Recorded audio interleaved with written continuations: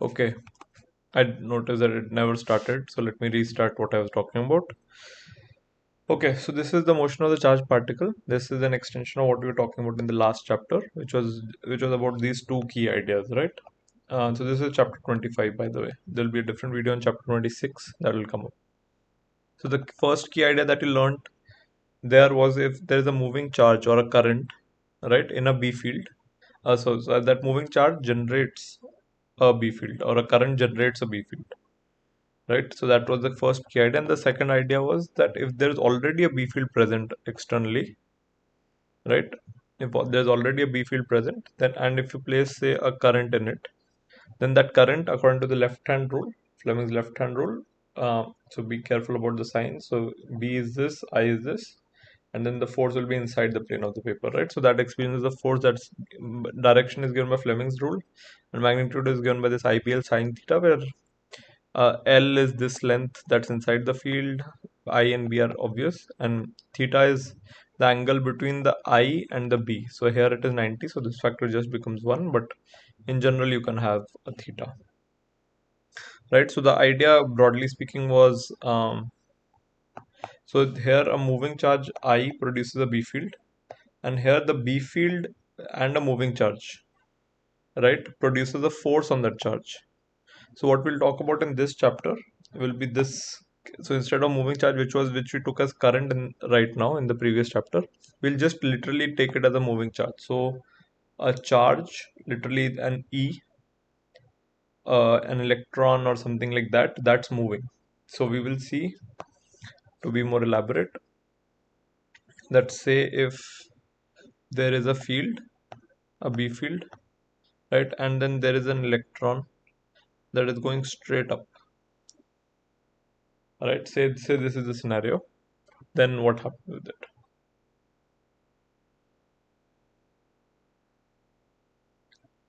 Okay. Uh, yeah. Okay. So let's talk about this a little bit more. So we are interested. So like in previous example, this charge is moving. Like so, in the previous example, what we saw is the current was moving, and that the current wire itself had a force experience on it, right? Here, this is moving, so we will expect that there should be a force on it. Again, that force is given by the right hand rule again, the Fleming's left hand rule again. Uh, so that force is given by the left hand rule. So the B field is in this direction. So I point my this thing here. Current is now in the downward direction because it's always the opposite of the direction of electrons, right? So be careful about this. So so current is down, B field is right, and so my current is pointing out to the plane of the paper. So my force is pointing, my thumb is pointing out to the plane of the paper. So that is represented like this. So there is a force that it will experience that will be out of the plane of the paper, right? It's coming out. So this force direction is given by Fleming's left hand rule as before, but the magnitude is given by Q into V into B, right? So the formula looks a little bit different than that IBL sine theta that we looked at previously. Uh, but then in a way it is simple. In a way it's similar. Like if you imagine that this is moving from here to here, so I'm just doing a little bit of derivation here. So just an aside, like I'm discussing how this is related to IBL. Right, so here the BB factor is same. We just need to make sure that these factors are the same. So here I can be written as Q by T, right? Like current is charge flow by time, and into L into B. Like I'm just writing this, right? Uh, so now we see the Q also. So if we now shift L by T, so that becomes V, right? So and then you get this formula back. So the idea is these two formulas are really same, but except one is given in the case of a current, right? And one is given when a single charge is moving in a weak field, right? So it is pretty straightforward. Okay, so the key formula, that first key formula that we are learning is QVB. So that's the force that is experienced, and the direction is given by the left hand rule.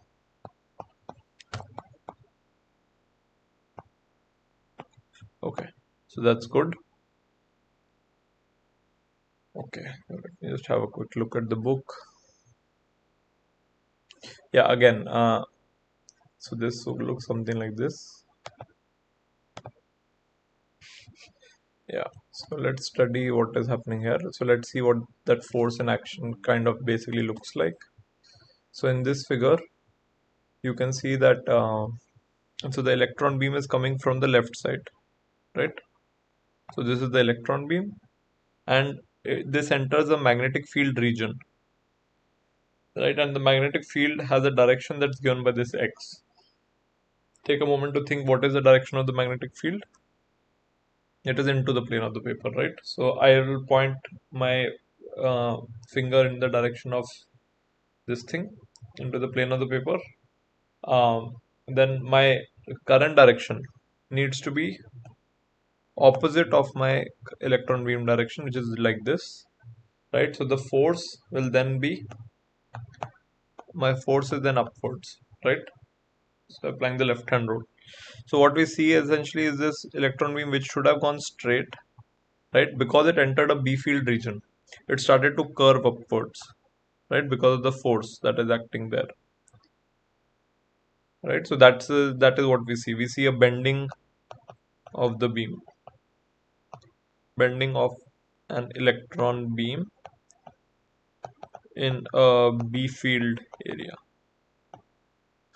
right? So it's magnetic field that is bending an electron stream. So like these are kind of, so it will going on its merry way, but then like if it enters a region where magnetic field is like this, then it curves upwards. Say it enters another field where magnetic field is like this, and let me draw it to the side. May say magnetic field is like this, then instead of going straight and curving upward more, it will curve downwards now. So it will curve downwards, say, right, something like this, and then let me draw that again. Maybe it curve downwards a little bit instead of going straight, and then it will just maybe carry on its way.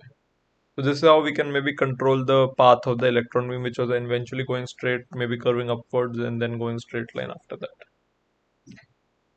Right? Is that fine? Okay. Another thing that we notice is that the curve, the path inside from this point to this point, right? So because the force right now is perpendicular to this thing, so it starts curving. At this point also the force is perpendicular to the path. At this point also the force is perpendicular to the path, right? It's always perpendicular. Like because your B vector remains the same, your I vector is slowly changing. So your force vector, your thumb is also kind of constantly pointing upwards, right? If that is the case, then what we see is um, that yeah. So if say you throw a ball this way and the force is acting downwards, right? The gravity always acts down. So what we notice is the ball goes down in a trajectory like this, right? Which is a parabolic trajectory because the force always acts down. But if the force were to change direction uh, to be always perpendicular to the path, it is perpendicular right now. But say at this point, because it has curved a little bit, so this should also curve a little bit. Then this way it has curved a little bit more, curved a little bit more. Like at this point, it is like this. Like I'm just drawing for normal vectors. Say it turned like this, right? Then it would form, instead of a parabola, it would form a perfect circle, right? It would form like more of a circle, right? So this is not a parabola, but this is a circular path, right? So that's the key idea, that the magnetic. So if magnetic field is created for an electron beam, then it makes the electron go in a circle. So say this same electron beam that we are pushing into a magnetic field region is, say, very big region of magnetic field instead of a small region. It's a very big region. So what that will do is it will start to push it up, right? Like so it will start curving immediately in a circle, and it might happen that it's just keeps curving, keeps curving, right? And then it just exits from here itself or something like that, right? So that is a pure circle. So it can happen that it, because the magnetic field region here is so big that it might just curve fully, right? So if that happens, we want to know what is the radius of this thing, right? So radius of this B field due to of this curve. So let's try to do some math. Like we already know the force that pulls it towards the center, right? So that we already discussed is QVB into sine of theta, right? Where theta is the angle between the current direction. So I'm just writing sine theta, where this is the angle between I and B, right? Usually, what you noticed previously, but here instead of I, we just say that it's the angle between V and B. So V is like this, uh, V is like this, and the B vector is inside the plane, right? So the angle between them is 90 degrees. So this factor just goes to 1, right? Sine of 90. We can forget about this. So this is the force that we get, right? So an electron is passing through Q is E. It has some velocity that it has started with here into B. So that's the force. So that must act as a centripetal force now, right? Because it is trying to curve in a circle, and anything that goes in a circle must experience a centripetal force. Uh, so that must be given by mv square by r.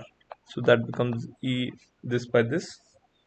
So you get 1 v cancels out. So mv by capital R. Sorry, so this is also capital R, which is the radius that you're looking for, is equal to E times B, right? So what the radius that you get here looks something like EB is R, right? Just exchanging things, right? So you can find the radius of the path like in something like this. So what you notice is it depends on uh, the B value, right? So higher the B value, smaller is the radius. So that means it will, if the B field is very, very strong, that means it will curve very tightly and then exit from there, which makes sense, right? Radius is smaller. If the velocity is high, right, then the radius will be larger. So that means if it's going faster, then for the same B field, it will take a larger radius, right? So all of these are obvious from the formula, right? And then again, if the mass is more, then also it takes the longer path because it's not able to turn it easily. But if the charge is higher, right, then again it takes a smaller path, right? All of these are kind of obvious because the force that is created is dependent on the the charge, right? So if there is a higher charge, then there will be a very very sharp force, very strong force that will make it curve upwards. Is it fine? Hopefully it makes sense. Okay, so I'm just checking if I'm missing something here. Yeah, this is fine. I'll just have a sip of water.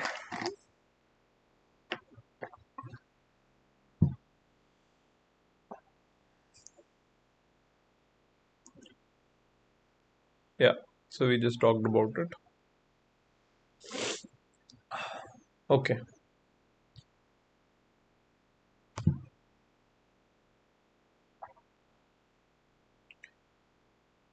okay, okay. Now let's focus on. So this is the key idea here, that the the key idea here that we have just discussed is electron beam in a B field moves in a circle. So this is the key idea, right? Like that electron beam in a B field starts to move in a circle. Okay, so from what we just saw is from the previous formula. So the formula for the radius was mv by eb is r, right? Now if you look at this formula, apart from, so if we can measure the v and the b, right, and the r, right, then we can comment about the e by m ratio, right? So e by m I'm taking on this side is equal to v by b r, right? So in the first experiment, what we noticed was the objective was to find r, right? Say we knew everything else, then we wanted to find what is the radius of curvature. Now say we know r, say we know the b field, and say we know the velocity of those electron that is coming in, then using this formula you can determine what they call the specific charge, right? Like, so what that means is, so specific is always divide by mass, so specific charge, so charge by mass, right? Like, so it's like saying, say, like rate of charge, say you were to say, then it would mean like charge by time, right? So rate means like by time, so specific means by mass. Okay, so that's one small thing to remember. So the idea is, if we know these three factors, right, then we can determine the specific charge of an electron. And if you know the specific charge, and through a different, like say you find this factor k or specific charge through measuring of these three quantities, and say from one other experiment you are able to find the actual charge of the electron, right? Say this you get from some other experiment, then you can determine what is the mass of the electron. And that's how they found the mass of the electron for the first time. They found the specific charge through this experiment. Through another experiment they found E, and using this formula k equal to E by m, you can write m equal to E by k now. So k you know, E you know, so you can find m at the end.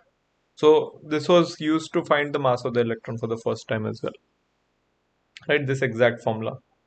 So now let's just see now how to find the specific charge. We said what we need to find the specific charge was these three quantities, right? Now this quantity and this quantity, so these are very well known in a way that, because this you can measure in your setup, like that's the radius or curvature of the particle, right? Say you can measure that, and this is the field that you are giving from outside, the B field. What you don't know for certain is maybe the electron velocity that is coming out inside the system,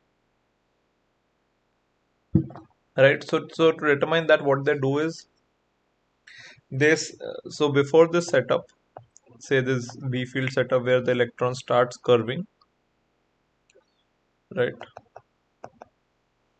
So this electron beam is approaching at a velocity v. So how did it get to such a fast velocity? What caused those electrons to move, right? So there might be some setup, like some accelerating voltage that might have been present here. So maybe like an like if you had a large negative plate, and say you pushed an electron in front of it, and it started to say move a lot, right? Like, because it will be repelled, and that is the velocity that say you are putting into the system, right? So yeah, so say that's what you did here. So this is, so an electron was pushed away from a system to have a final velocity. So say the potential here. So now all we are doing, so we know that, so just to recap one second here. So we know that R is equal to mv by EB, right? And we know this, we know we sorry we know we want to find m by E by m ratio. So E by m is V by BR, right? So that's what we are trying to find here, the specific charge of the thing. This we said we can measure. This we said that we have put externally. We are trying to find this guy, right? So the idea is, how do we find this guy? So we are focusing on that, how to find V. That's the target. So the idea is to find the way that you found V is maybe how did you generate this V? How did you cause this to move so fast? So the key idea is, say you generated from a, say you kept it in another potential first, and that potential it got repelled, and that potential got converted into kinetic energy, right? So that potential energy that it had got converted into kinetic energy, right? Say because of repulsion at the end. So how much potential energy did it have here? Let's just call it, say, because of this system, because of this charge, it had a potential energy of VB, say. So E into VB is the total potential energy of this. That later at this point, so there's no potential here, just kinetic. So all of this will be converted into half mv square, right? And if you know this potential very well, then you can use this formula, right? Just rearranging V to find the velocity of the particle that is coming in, right? So this can be plugged in here to better know what is the velocity, right? So that is one of the key ways that they used to find the velocity of the electron. Okay, so if you understand that, that's good. Feel free to kind of revise these things, read the book once. Book goes through these things in more detail. Give me a second.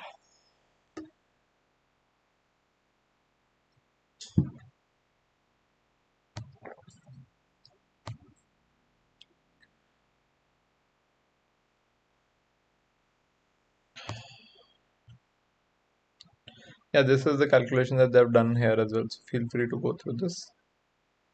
So this is what like that VB, they have taken it as VCA. So that is the same thing. Feel free to attempt these examples also. Like you should definitely do it for a clearer understanding. Okay.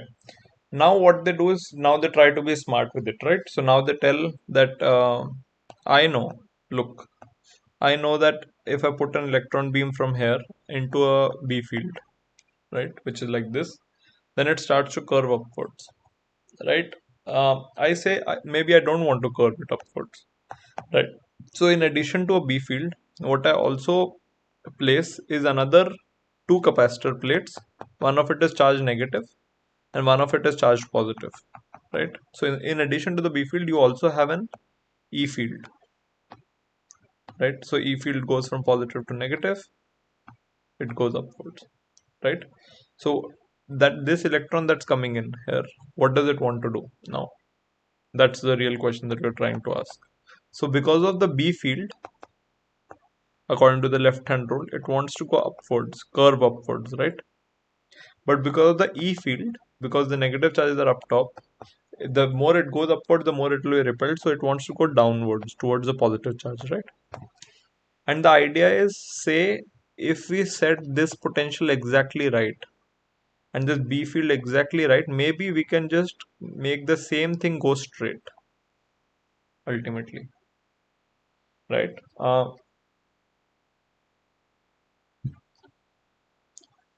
So can they cancel each other out? Like that's the real question that we are trying to ask. The answer is yes, but only for let's try to do the math.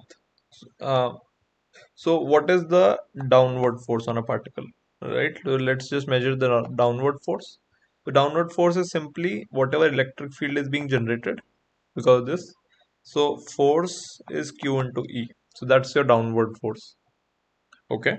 And what's your upward force? Upward force, we just noticed that the upward force is due to the magnetic force, and that's equal to Q times V times B, right? And both of these forces must cancel each other out, right, for it to go completely straight.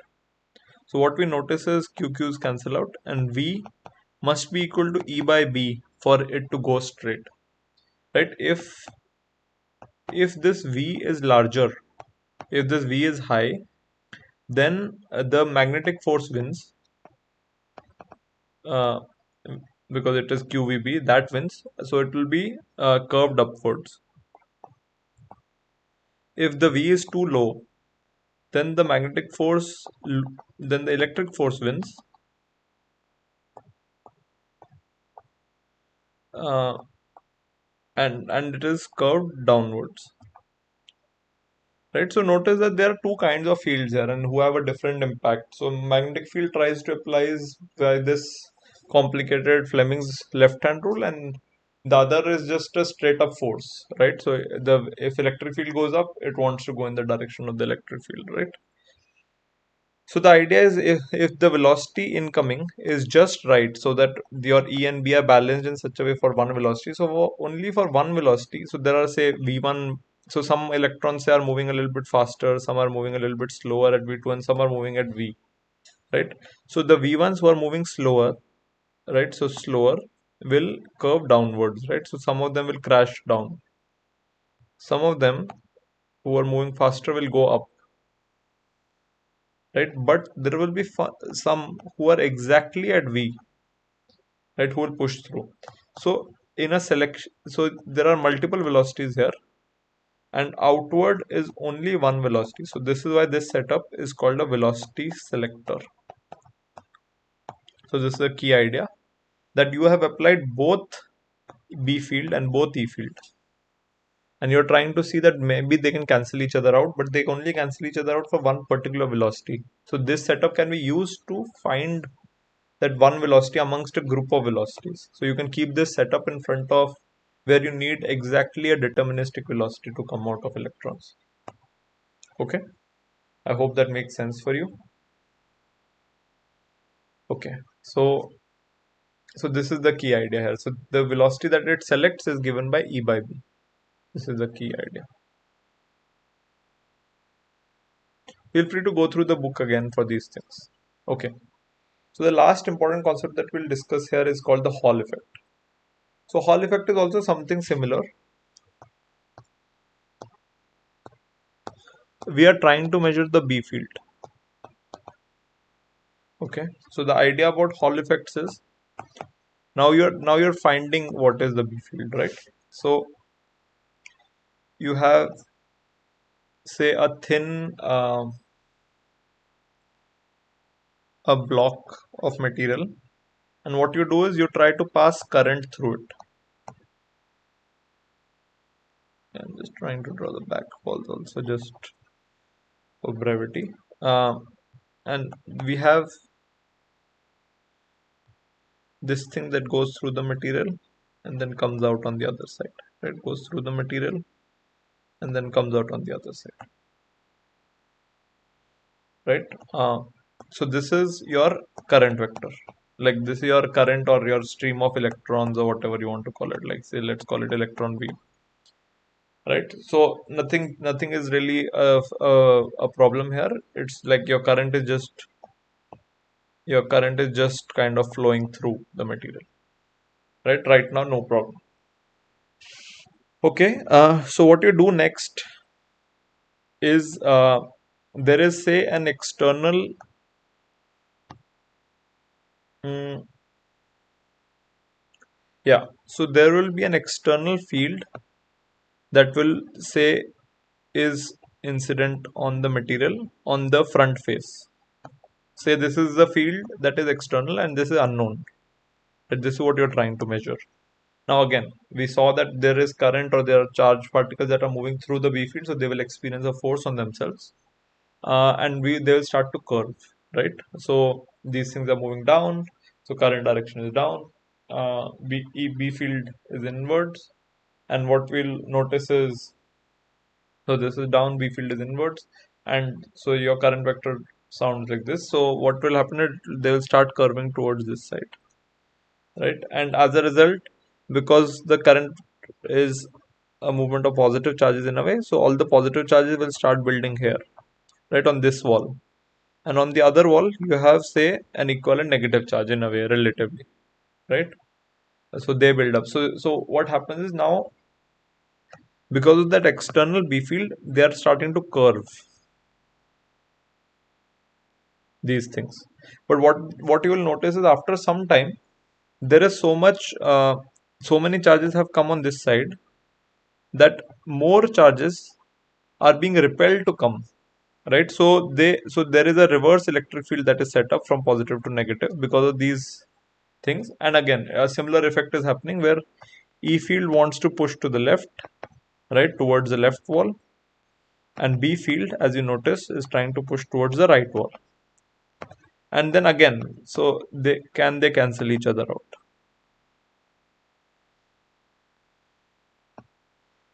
And the answer is yes, because you initially, when B field is not there, all the currents are flowing. What you will notice is, as soon as you switch on the B field or you place the sensor in the B field, this current outside will drop, right? Because all the charges are going to the one end of the plate here, right? So current drops, but after some time they stop going to this side because of repulsion, and they just start going straight again, right? At some point the electric field that is generated by these things, right? It's so strong that there is no deflection that is seen. So after some time, beam, I beam, like which is your current beam, passes through undeflected. So that's the key idea here, right? So the question is, yeah, that is fine, but ultimately we want to measure what is this B field. So let's work out through some formulas and numbers. This derivation is important for you. Your book says that you need to know how to derive this. So let's go through it slowly, and let's make sure you follow each and every step so that you can do it on your own, right? So let me try to copy a diagram.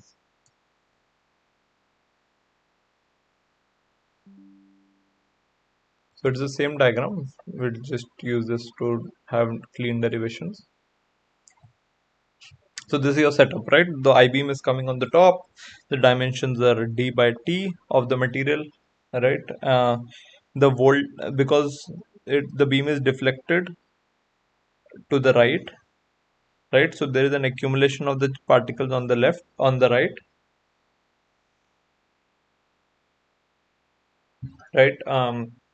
And there is a reverse accumulation of the other particles on the left. Because of this, we say that a voltage difference is generated, right? So because it's like a capacitor plate now. So plus is on one side and negatives on the other side. So if you just look at it like that, it is said to have some voltage difference between them, right? So this voltage difference is what we call Hall voltage, right? So the E field, the electric field that is produced, this E that is produced because of this. So this is similar to how we used to write in capacitors. If there is positive and negative, and the potential difference between them is V, then the V is equal to E is equal to V by D. So where D is this distance between them, right, or this distance between the capacitor plates. So V by D is given by, so the electric field that is generated here from positive to negative is given by E by D, right? And the force on the particles is Q times electric field, because electric field is, remember, force per unit charge, right? So this is not force per unit charge. This is the net force that we are talking on the all the particles. So that's Q times E. So this is your electric force, right? Now, but this must be balanced by the magnetic force. Let me make sure that that's in a different color. So magnetic force, or and I can write it like this, is the same as what we have studied till now. Is because there's a current beam here, so let's use the IBL formula, right? So that's a magnetic force right there, right? So now doing some math here, Q times E must be equal to IBL, right? So let's try to do some substitution. Now E can be substituted from here. Uh, so Q E is V by D, right? And your I is just I, and B into, so L here is the,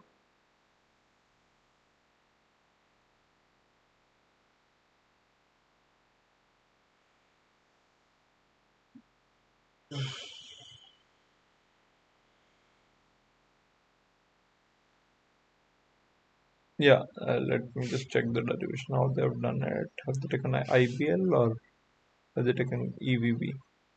Okay, it looks like they've taken EVB, so let's do it for particle instead. Like it's the same formula as we saw.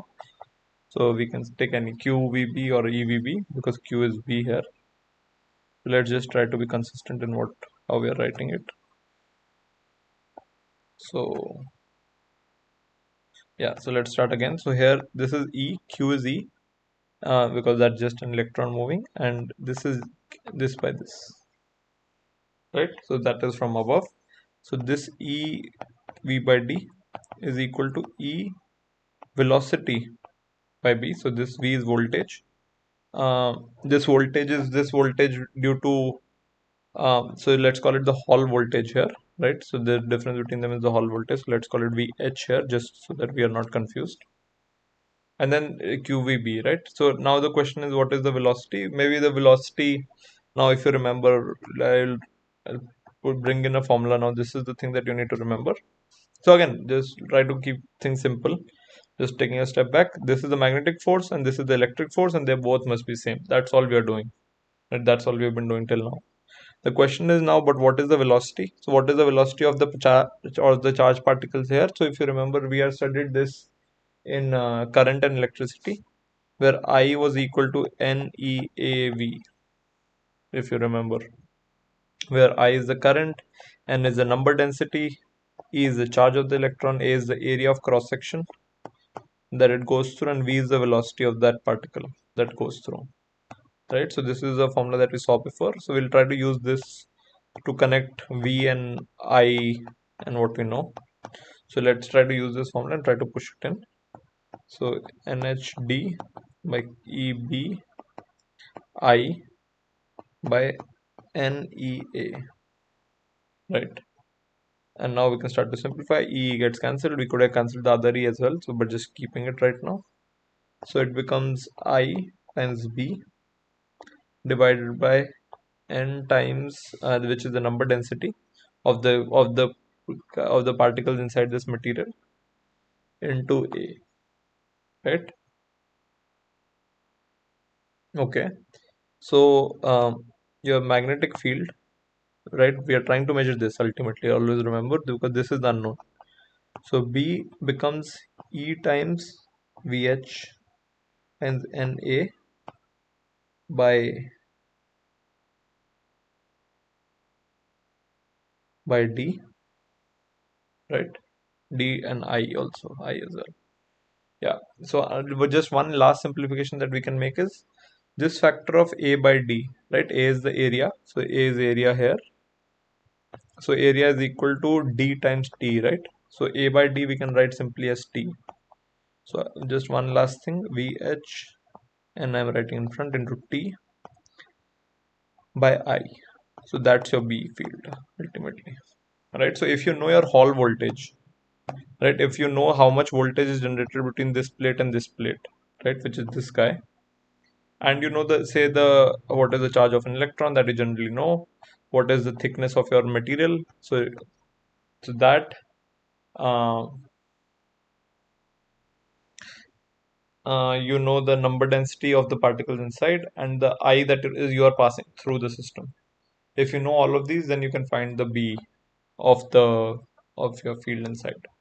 Right, again, let's not lose a picture of what we're trying to do here. The idea is to find the external B field, and that will try to push it towards one side, and after some time, because there will be a build up here, this won't be pushed to one side anymore, it will go straight. So in that case, the electric field force that is generated because of this capacitor plates sort of a thing, because this will act as a capacitor plate and this will act as another capacitor plate, will cancel the effect of the magnetic field, and the idea is both will be same, right? So Fe, which is given by this, and F mag will be given by this. The only other assumption, like other formula that we used, was this guy, and we just after putting everything in, we got this formula, right? So let's just check our formula once. NEA,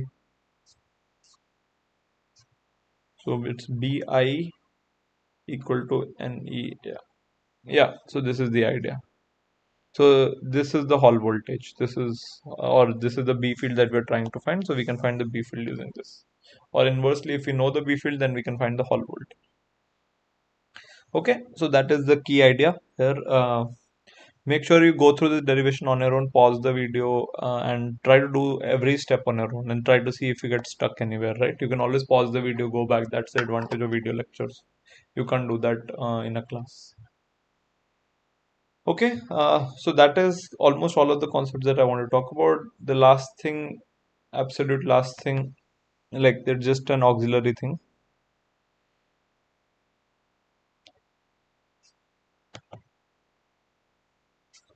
So let me just bring up a diagram here.